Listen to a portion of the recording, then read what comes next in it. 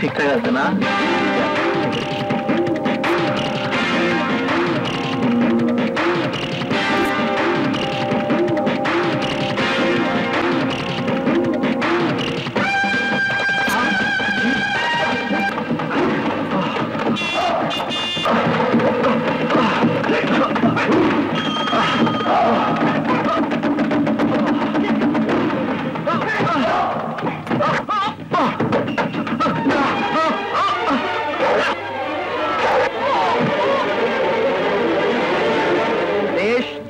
এবং সরকার আইন শৃঙ্খলা রক্ষার জন্য এদেশের পুলিশ বাহিনীর উপর নির্ভরশীল।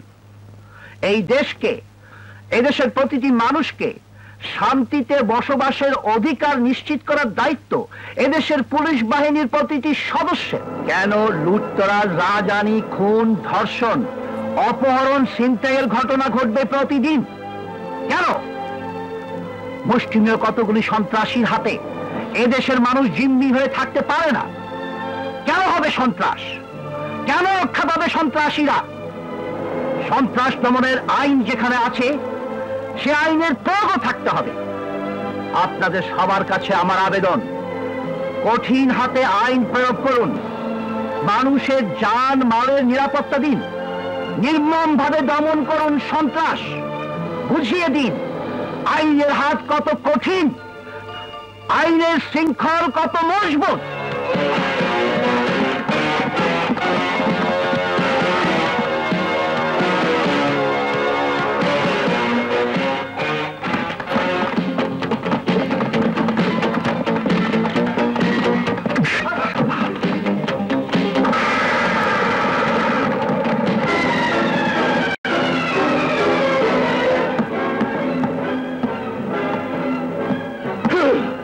যত বড় অপরাধী হও, যত বড় সন্ত্রাসী হও, আইন সবার উঠে।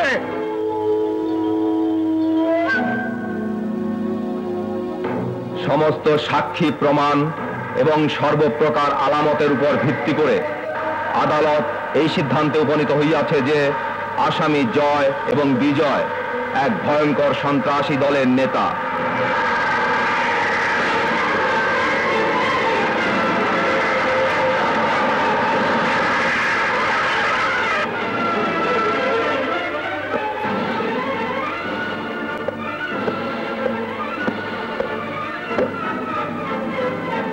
এদের নেতৃত্বে সংঘবদ্ধ সন্ত্রাসী দল জনমনে আতঙ্ক সৃষ্টি, জানমালের ক্ষতি সাধন সহ লুট, ভাঙচুর, হত্যা, রাহাজানি এবং আরো বিভিন্ন প্রকার সন্ত্রাসমূলক কর্মকাণ্ড সাধিত করেছে।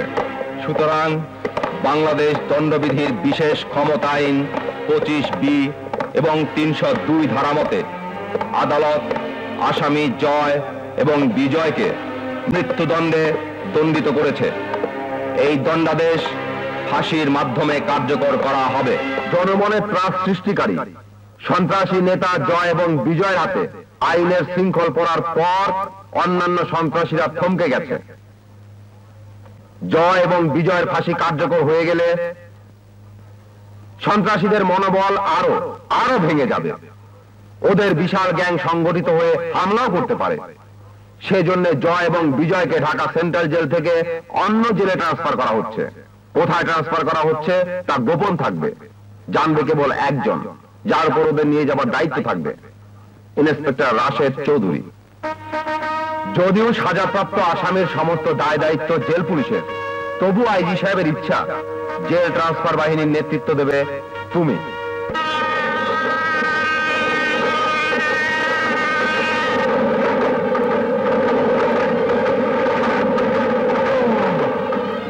ইন্সপেক্টর সাহেব, একটা কথা জিজ্ঞেস করব? বলো।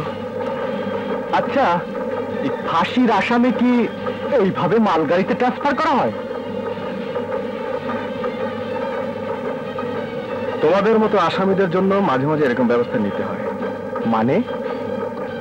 প্যাসেঞ্জার ট্রেনে প্যাসেঞ্জারের ছদ্মবেশে তোমাদের লোকজন তো থাকতে পারে, তাই এই মালগাড়ি বেশি নিরাপদ।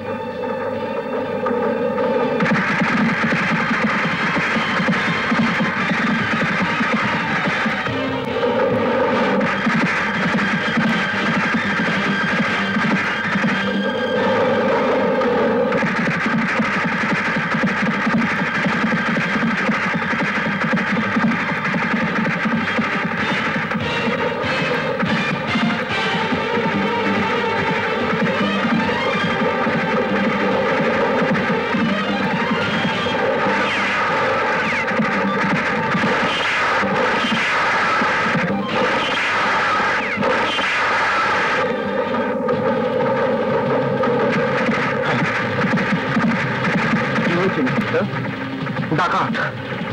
ডাকাতরা আক্রমণ করেছে। ডাকাত?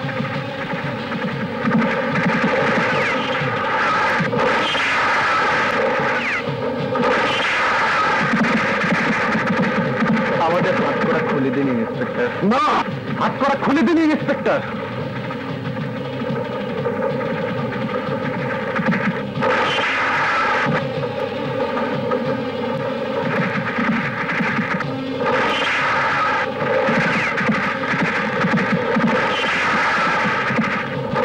আপনি ভুল করছেন ইন্সপেক্টর, হাত করা খুলে দিন। লড়তে হবে ইন্সপেক্টর, খুলে দিন হাত করা প্লিজ।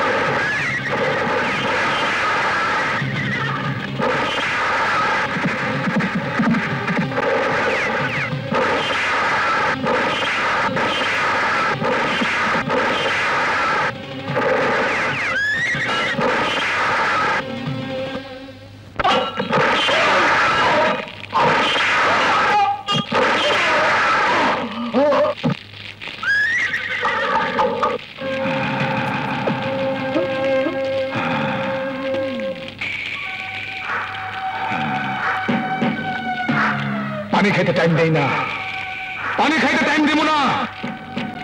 মরে গেলে রমজানের লোক কমে না, শক্তি কমে না।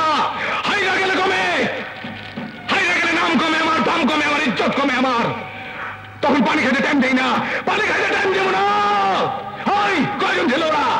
14 জন পুলিশ, 2 জন কয়েদি। 2 জন কয়েদি। তবে কি ওরা পালিয়ে গেছে? কেন পালিয়ে যাব? আমরা তো কাপুরুষ নই ইন্সপেক্টর সাহেব। পালাতেই যদি হয় তবে জেলখানা ভেঙেই পালাবো। সুযোগ পেয়ে আপনাকে মুমূর্ষু অবস্থায় ফেলে যদি পালাতাম, তাহলে আপনি বলার সুযোগ পেতেন যে আমরা কুকুরের মতো পালিয়েছি। ইন্সপেক্টর সাহেব, জীবনের পরও আমরা করি না। এই বুকে ভয়, ভীতি, শঙ্কা বলে কিছুই নেই। মাথায় কাফন পেঁধে আমরা এ পথে নেমেছি। যদি জেল ভেঙে বেরুতে না পারি, হাসতে হাসতে ফাঁসিতে ঝুলে যাব বীরের মতন। আফসোস, এরপরেও কেউ তোমাদের বীরের মর্যাদা দেবে না। আফসোস, এরপরেও কেউ বলবে না একজন ক্ষুদিরামের ফাঁসি হয়েছে, একজন সূর্য সেন জীবন দিয়েছে। কেউ বলবে না মীর মদন মোহনলালের মতো গৌরবের মৃত্যু হয়েছে তোমাদের। বলবে 2 সন্ত্রাসীর ফাঁসি হয়েছে। তোমাদের মৃত্যুর খবরে লোকে আনন্দ করবে। তোমাদের মৃতদেহ সামনে রেখে ঘৃণায় লোকে থুতু দেবে, থুতু। কেন কেন তোমরা পথে এলে? হ্যাঁ, পুলিশ তোমাদের শত্রু। সেই শত্রুর জীবন বিপন্ন দেখে যারা তাকে বাঁচানোর জন্য হাসপাতালে নিয়ে যায়, তাদের তো সন্ত্রাসী হবার কথা নয়। ফাঁসির হাত থেকে পালিয়ে বাঁচার সুযোগ পেয়েও যারা পালিয়ে যায় না, তাদের তো সন্ত্রাসী হবার কথা নয়। একদল সশস্ত্র ডাকাতের সঙ্গে বীরের মতো যুদ্ধ করে যারা দেশের কোটি কোটি টাকার সম্পদ রক্ষা করে, তারা কেন সন্ত্রাসী হবে? যাদের জন্য দেশ গৌরব করতে পারত, যাদের গলায় ঝোলাতে পারত দেশের শ্রেষ্ঠ সন্তানের